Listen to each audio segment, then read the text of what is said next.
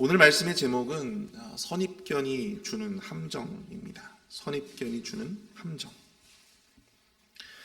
여러분들 혹시 렉티오 디비나라고 하는 말을 들어보신 적 있으십니까? 렉티오 디비나. 이것은 라틴어로서 거룩한 독서라고 하는 것을 의미합니다. 거룩한 독서. 독서면 독서지 그것이 거룩하고 또 속한 것이 과연 무엇일까? 이것은 이 성경 말씀을 통해서 하나님을 특별히 만나는 어떤 그러한 고대 이 중세 수도사들이 주로 사용했던 그러한 명상법입니다. 여기에 필요한 것이 렉티오라고 하는 이 단어가요, 바로 이 정독이라고 하는 뜻이에요. 정독. 즉 성경을 이 성령의 조명에 근거해서 하나님의 말씀을 경청하고자 하는 마음으로 천천히 깊이 읽어 내려가는 것입니다. 근데 이때 중요한 것이 그 말씀에 대해서 가지고 있었던 자신의 최대한의 어떤 선입견이나 편견 이런 것들을 최대한 배제한 상태에서 낯설게 그 말씀을 읽어 내려간다고 하는 것입니다. 마치 처음 그 말씀을 읽는 것처럼 그 말씀을 읽어 내려갈 때 하나님께서 우리가 그동안 느끼지 못했던 어떤 또 다른 어떤 색다른 새로운 감동들을 허락하시게 된다고 하는 것이죠. 근데 이렇게 우리의 어떤 선지식이나 선입견, 이 편견들을 배제한 채 이 말씀을 읽어 내려간다고 할 때 여러분 그것이 그렇게 쉬운 그런 작업은 아닙니다. 그렇게 쉬운 훈련은 아니지만 이 성경을 통해서 우리에게 말씀하시는 하나님의 어떤 그 메시지를 우리가 이해하기 위해서는 꼭 필요한 훈련이라고 생각이 되어집니다. 아마 여러분들도 아실 겁니다. 교회를 우리가 오래 다니고 또 우리가 성경을 오랫동안 익숙하게 접해오고 있지 않습니까? 성경을 꽤 읽으신 분들이 설교를 들을 때 가지는 이런 어떤 생각들이 있습니다. 우리 목사님이 이런 본문의 말씀을 읽으셨으니 이런 메시지가 나오겠구나. 이런 어떤 주제의 어떤 말씀들이 나오겠구나라고 생각을 하기가 쉽다라고 하는 것이죠. 저도 마찬가지예요. 우리는 종종 읽어 익숙하게 된 본문에 대해서 이런 선입견과 편견을 갖게 된다고 하는 것입니다. 이런 마음으로 말씀을 듣고 읽게 되면 그 말씀과 설교를 통해 얻을 수 있는 감동과 감화가 때로는 상쇄되어질 수밖에 없다고 하는 것이죠. 그 말씀에 대한 익숙함이 오히려 그 은혜를 막고 방해할 수도 있다고 하는 것입니다. 그래서 과거 수도사들이 영성을 훈련할 때 그 말씀에 대해서 갖는 선입견, 편견, 이것을 최대한 배제하고 성경을 낯설게 읽기 위해서 나름의 방법을 기울였던 것입니다. 익숙함이라고 하는 것은 우리가 살아가는 데 꽤 필요한 삶의 요소일 수 있습니다. 그러나 때로는 그것이 하나님과의 관계에서 어떤 그러한 익숙함들, 그런 선입견들이 우리에게는 올무나 함정으로 작용할 때가 많다라고 하는 것을 발견하게 됩니다.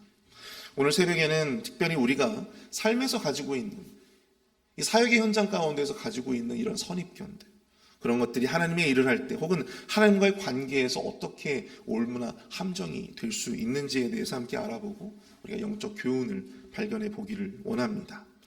왜 그런 선입견이 때로 우리에게 함정이 될 수 있을까? 첫 번째는요, 사람에 대한 선입견입니다. 사람에 대한 선입견. 오늘 보면 1절을 보시면요, 예수께서 거기를 떠나서 고향으로 가시니 제자들도 따르니라 라고 기록을 하고 있습니다. 야이로의 죽은 딸을 살려내신 예수님은 그곳을 떠나서 고향 나사렛으로 향하시는데요, 그리고 2절에서 예수님은 안식일이 되어서 회당에서 가르치셨다, 그렇게 기록하고 있습니다. 당시 회당은 유대 관습에 의하면 굉장히 오픈된 장소였어요. 닫힌 곳이 아니었고요, 유대인이라면 누구든지 들어가서 이 회당에 참석할 수가 있었습니다. 회당장이 허락만 있다면 누구라도 그곳에서 성경을 가르칠 수가 있었다고 하는 것입니다. 그래서 예수님은 그곳에서 말씀을 강론하셨습니다. 근데 그 예수님의 말씀을 듣고 난 그 사람들의 반응이 너무 놀라워했다라고 하는 것이죠. 여기서 사용된 이 놀라다라고 하는 헬라어 단어가요, 엑세플레손토라고 하는데요, 이 말이 냉정함을 잃게 만든다, 충격을 주다라고 하는 의미로 쓰여졌습니다. 예수님의 이런 권위와 권세를 가지신 이 말씀은요, 당시 이 회당 안에 있었던 많은 사람들을 압도할 만한, 충격을 줄 만한 놀라운 능력을 가지고 있었다고 하는 것입니다. 그런데 이어서 그들이 그 압도된 말씀에 감동해서 자신을 돌아보고 자신의 삶을 이 복음 안에서 회개로 이끌고 나아갔더라면 너무나도 좋았겠지만, 오히려 그들은 자기 자신에게 집중했던 것이 아니라 그 말씀을 전하고 있는 예수님의 출신에 대해서 집중했다라고 하는 사실이죠. 오늘 보면 3절을 한번 보실까요? 이 사람이 마리아의 아들 목수가 아니냐, 야고보와 요셉과 유다와 시몬의 형제가 아니냐, 그 누이들이 우리와 함께 여기 있지 아니하냐 하고 예수를 배척한지라. 말씀을 들었다면 응당 그 말씀을 자신들의 삶에 어떻게 적용해야 될까, 그것을 좀 고민을 해야 할 텐데, 그들은 그 말씀을 어떻게, 우리가 너무나도 잘 아는, 우리에게 너무나 익숙한 사람인 목수 따위가, 마리아의 아들 이 목수 따위가 전할 수 있는지에 대해서 더 많은 관심을 갖게 되었다고 하는 것입니다. 하나님의 아들 예수가 아니라 자신이 알던, 자신들이 익숙하게 알던 이 마리아의 목수 아들 야고보와 유다와 시몬의 형제 예수로 예수님을 보기 시작했다고 하는 것이죠. 그러나 예수님으로부터 이런 신적 권위와 권세로 이 압도적인 놀라운 말씀을 들었음에도 그들의 마음에 예수님은요, 하나님의 아들이 아니라 단지 마리아의 목수 아들에 불과했다고 하는 것입니다. 오늘 보면 4절을 보시면 아주 유명한 말씀을 하시죠. 예수께서 그들에게 이르시되 선지자가 자기 고향과 자기 친척과 자기 집 외에서는 존경을 받지 못함이 없느니라 하시며, 결국 우리가 이 익숙한 어떤 사람들 사이의 관계에서 가지게 되는 이러한 선입견들, 그를 통한 하나님의 역사와 섭리를 오히려 놓치게 되는 그러한 결과를 맞게 될 수도 있다고 하는 것입니다.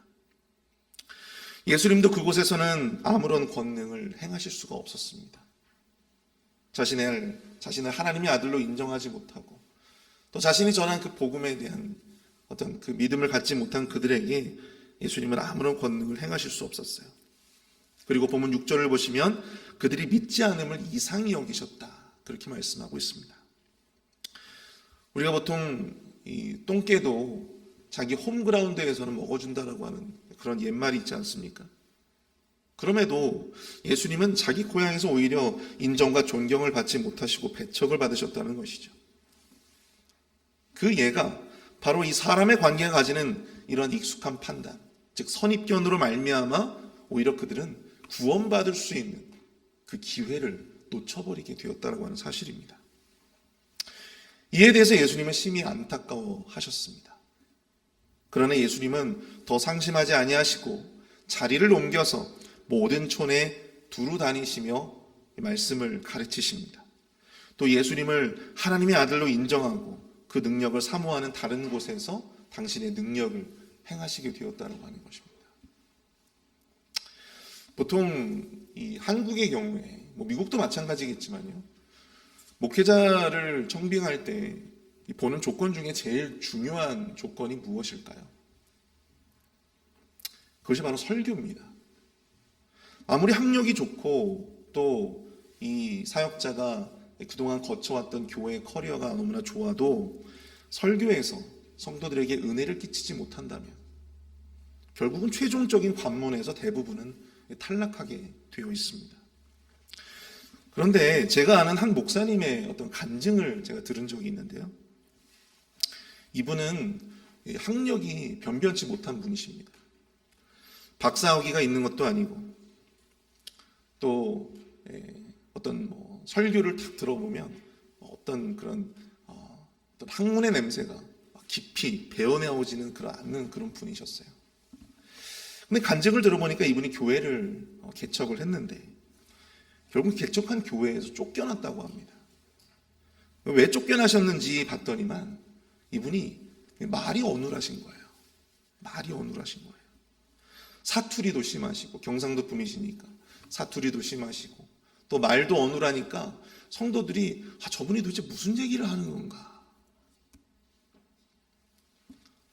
그렇다고 이 외모가 그렇게 준수하게 받쳐주시는 분도 아니시고, 결국에는 이 모양 저 모양으로 그 교회에서 결국엔 쫓겨나게 되어졌다는 하는 거죠.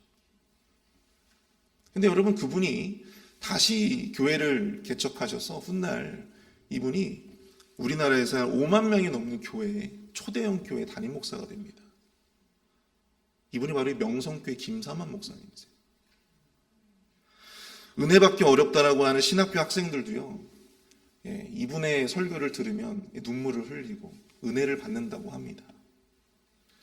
이분이 말이 참 어눌하고 또 당시 사람들에게, 자신이 개척했던 성도들, 개척 성도들을 그 멤버들에게 설교를 못한다고 쫓겨나신 그러한 사연이 있으신 분이셨는데요. 그분이 그렇게 정말 대단한 목사님이셨는데, 그 목사님을 쫓아는 이 교회 성도들은 과연 어떤 마음이었을까요? 여러분, 사람에 대한 이 생각의 판단, 이 판단에 대한 익숙함, 그 선입견은 여러분, 때로 우리가 그 사람의 진가를 바로 보지 못하게 만들 수 있습니다. 또한 그 사람을 통해서 하나님께서 그 사람을 통해서 일하시는 그 하나님의 섭리와 하나님의 능력을 제대로 인정하지 못하게 만들 수도 있다는 하는 사실이죠. 그래서 마땅히 누려야 할 그 하나님의 은혜를 누리지 못하게 되는 그런 문제가 생길 수 있다는 하는 사실입니다. 사람에 대한 생각과 판단의 익숙함에 사로잡히지 마시기를 바랍니다. 사람에 집중하면요, 여러분, 그 사람만 보이게 되어 있어요. 그러나 사람이 아니라 그 사람과 함께 하시는 하나님을 바라보실 수 있기를 축복합니다. 그 사람을 통해서 주어지는 하나님의 복, 그 사람을 통해서 주어지는 하나님의 복을 충만하게 받아 누리시는 저와 여러분들이 될 수 있기를 축복합니다. 마리아의 목수 아들이라 해서 구원받을 기회를 놓쳐버린 이 나사렛 사람들처럼 내가 잘 아는 사람이라, 내가 보기에 그 사람은 그저 그렇고 그런 사람이구나 라고 생각하여 함부로 판단하여 그 사람을 통해 주어지는 하나님의 복을 걷어차버린 이 나사렛 사람들이 얼마나 이 어리석은 사람들이었습니까?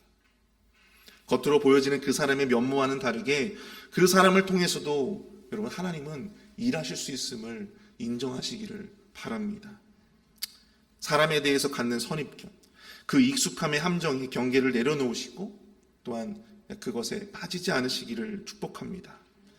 여러분들이 혹시 목회자에 대해서 어떤 선입견을 가지고 계십니까? 목회자에 대해서. 그렇다고 한다면 여러분, 그것도 다 내려놓으세요. 사람이 아니라 여러분, 그 목회자, 그 사람을 움직이시는 하나님을 바라보실 수 있기를 축복합니다. 그 사람을 통해서 지금 나에게 복 주시기 원하시는 그 하나님의 역사를 여러분들 기억하시고 바라보시는 저와 여러분들이 될 수 있기를 축복합니다.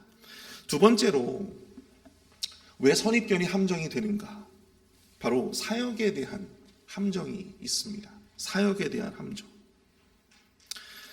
오늘 보면 7절에서 예수님은요, 제자들을 불러 둘씩 전도 여행을 보내십니다. 그리고 그들에게는 더러운 귀신을 제어하는 권능까지 주세요. 예수님의 제자들의 입장에서 매우 흥분되는 일이었을 것 같습니다. 예수님이 아닌 자신들의 손으로 귀신을 내어 쫓을 수 있는 권능을 얻게 된 것이니까요. 그런데 이후에 예수님이 이 전도 여행을 보내시면서 제자들에게 당부하는 그 내용들을 쭉 보게 되면요, 좀 잘 이해가 되지 않는 부분들이 있다라고 하는 것입니다. 8절부터 10절까지의 말씀들이 바로 그것인데요. 명하시되 여행을 위하여 지팡이 외에는 양식이나 배낭이나 전대의 돈이나 아무것도 가지지 말며 신만 신고 두 벌 옷도 입지 말라 하시고, 또 이르시되 어디서든지 누구의 집에 들어가거든 그곳을 떠나기까지 거기 유하라.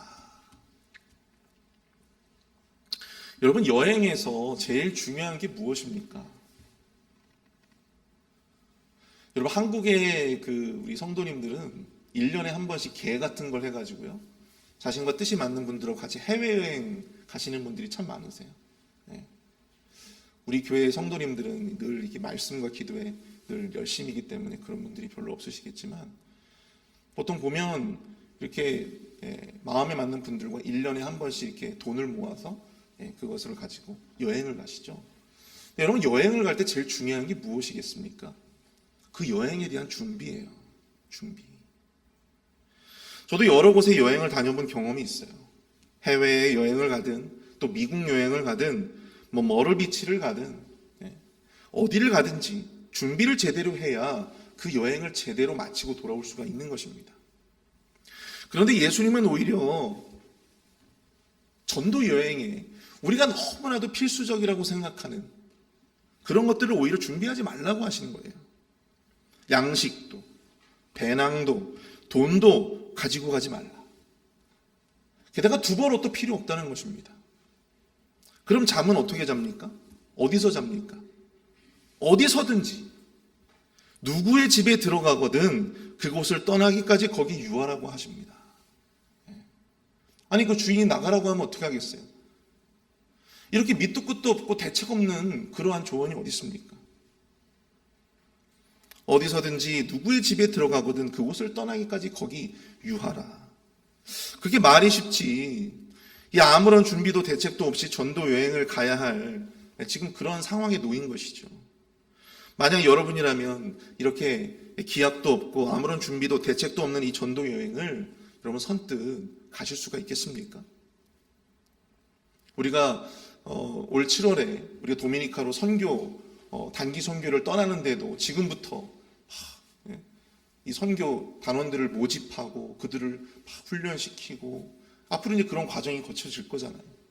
우리가 한 교회가 단기 선교를 감해도 그러할진데 지금 예수님께서는 이 제자들을 전도 여행에 보내시며 선뜻 마음에 내켜할 수 없는 그러한 아무런 기약도 없고 아무런 준비도 대책도 없는 그런 전도 여행을 지금 보내고 계신 겁니다. 그런데 오늘 본문의 마지막 12절과 13절을 한번 보십시오. 제자들이 나가서 회개하라 전파하고 많은 귀신을 쫓아내며 많은 병자에게 기름을 발라 고치더라. 아멘. 아무런 준비도 대책도 기약도 없는 그런 전도 여행이지만 우리가 읽은 대로 그 전도 여행을 통해서 놀라운 사역의 결실들이 맺혀지게 되었다라고 하는 사실입니다. 많은 귀신을 내쫓고 많은 병자들을 고쳤습니다. 복음도 전했어요. 전도자로서의 여행에 필요해 보이는 그 모든 것들을 준비하지 않아도 얼마든지 복음을 전할 수 있음을, 얼마든지 그 사역의 풍성한 결실을 거둘 수 있음을 그 제자들은 몸소 경험을 통해서 깨달을 수 있었다라고 하는 사실입니다. 돈이 없어도, 옷이 없어도, 지낼 만한 거처가 없어도 그 모든 사역에 필요한 것들을 바로 그들 자신이 아니라 그들을 보내신 예수 그리스도가 우리 하나님이 채우심을 그들이 경험을 통해서 깨닫게 되었다라고 하는 사실입니다. 여러분, 우리에게는 어떠한 선입견이 있습니까? 어떠한 생각에 익숙함이 있습니까? 사역의 성공은 철저한 준비와 계획에 있다라고 생각을 합니다. 물론 그 말이 맞아요. 저도 어떤 사역의 그 성공은 얼마만큼 준비했느냐, 또 어떻게 치밀하게 또 체계적으로 그것을 계획했느냐가 정말 중요하다고 생각을 합니다. 그런데 여러분, 오늘 본문에서 살펴보고 있듯이 때로는 그것이 완벽하게 구비되고 완벽하게 준비되어 있지 못하다 할지라도 여러분, 그 모든 것들을 이루시는 그 하나님을 바라봐야 할 때가 있다라고 하는 사실입니다. 그 하나님이 이루시고 하나님이 채우심을 경험해야 될 사역의 순간들이 우리에게는 존재한다라고 하는 사실이에요. 무언가를 하고자 할 때 더 완벽하게, 더 체계적으로 더 잘 준비해야 한다는 생각하는 것도 어찌 보면 우리가 내려놔야 할, 우리가 비워야 할 우리 안의 생각의 선입견일 수도 있습니다. 물론 저는 이 사역에 있어서 준비가 중요하다고 생각해서 갑작스럽게 무언가를 하는 것에 굉장히 좀 힘들어하는 그러한 성향의 사람입니다. 그런데 그런 저도 갑자기 무언가를 해야 될 때가 있어요. 상황이 그리 마뜩치 않은, 상황이 어떤 준비라든지 계획이라든지 이런 것이 그렇게 체계적으로 잘 준비되어 있지 않은 상황 가운데서도 제가 해야 되는 그러한 상황들이 있습니다. 비록 준비가 조금 부족해도, 계획이 조금은 허술해도 하나님의 이루심을 기대하며 도전해야 될 때가 있다라고 하는 사실이에요. 물론 매번 그래서는 안 되겠지만 저는 이 본문의 말씀을 묵상하면서 이 복음 전도라고 하는 주님의 사역에 임하는 제자들에게 예수님이 과연 왜 이러한 명령을 내리시고 전도 여행을 보내셨을까? 이것을 한번 고민해 봤습니다. 저는 그 포인트가 거기에 있다고 생각이 들어요. 주님의 사역을 감당할 때 물론 우리가 최선을 다해서 그 사역을 계획하고 또 준비해야 하겠지만 결국 그것을 이루시는 것은 그것을 준비한 내가 아니라 우리보다 앞서 행하시는 하나님이시라고 하는 사실을 깨닫게 하기 위해서 제자들을 그렇게 보내신 것이 아니었을까. 빌립보서 1장 6절을 보시면 너희 안에서 착한 일을 시작하신 이가 그리스도 예수의 날까지 이루실 줄을 우리가 확신하노라. 사도 바울은 말씀하고 있습니다. 한참 열심히 복음을 전해도 시원치 않을 때에 그가 감옥에 갇히게 됩니다. 그런 상황에서도 그가 그토록 여유 있는 이러한 고백을 할 수 있는 것은 결국 그 모든 자신이 하고자 하는 그 모든 사역의 결실들, 그 모든 것들을 이루시는 이가 주님이시다라고 하는 사실을, 그 복음을 증거하는 자기 자신에 있는 것이 아니라 결국엔 주님에 있다라고 하는 사실을 그는 확신했기 때문입니다. 자신이 감옥에 있어도 밖에서는 여전히 다양한 사람들에 의해서 주님의 복음이 확산되고 있었어요. 많은 사람들에 의해서 주님의 복음이 전해지고 있었습니다. 사도 바울도 이 열심에는 그 누구에게도 뒤처지지 않는 그런 완벽주의적인 그러한 성향의 사람이었지만 그런 그도 그것만은 분명하게 깨달았습니다. 결국은 내가 아니라 그리스도가 이루시고 행하신다. 내가 멈춰져 있는 이 순간에도 하나님 나라는 잘하고 있고 내가 지금 이렇게 묶여있는 이 순간에도 주님의 복음은 누군가에 의해서 내가 아닌 다른 사람에 의해서 전해지고 있다는 사실이에요. 우리가 교회에서 신앙생활을 하다 보면 내가 아니면 안 된다라고 하는 그런 생각을 가지고 하시는 분들이 간혹 가다가 있습니다. 근데 우리 목사님께서도 한번 말씀하셨죠. 너 아니어도 됩니다. 너 아니어도 돼요. 여러분, 내가 아니어도 교회는 돌아가요. 내가 아니어도 주님의 사역은 돌아가게 되어 있습니다. 내가 무조건 해야 되고 거기에 내 생각이 들어가야 되고 내 열심이 들어가야 되고 내 계획이 들어가야 되고 내 준비가 들어가야 된다라고 하는 그런 생각도 어찌 보면 여러분 나의 교만일 수 있어요. 여러분, 교회는 공동체입니다. 공동체보다 더 위대한 팀은 없는 거예요. 사랑하는 성도 여러분, 목회를 하다 보면 또 설교를 하다 보면 제가 말씀드린 내용들을 더 깊이 이해하는 순간들을 경험하게 됩니다. 어떤 때에는요, 열심히 정말 잘 준비하고 그대로만 하면 된다라고 생각을 해서 정말 그 일이 잘 될 것 같다라고 하는 생각이 들 때가 있습니다. 그런데 예상치 못한 일로 그 모든 계획들이 틀어져 버리게 되는 그러한 사역의 경험들이 많이 있어요. 근데 또 어떤 때에는 정말 바쁘고 분주해서 계획도 준비도 부족했던 그 모든 일들에 하나님이 뜻하지 않게 기름 부어 주셔서 그 놀라운 일들을 정말 넘치도록 행하게 되어지는 여러분들 그런 일들도 있지 않겠습니까?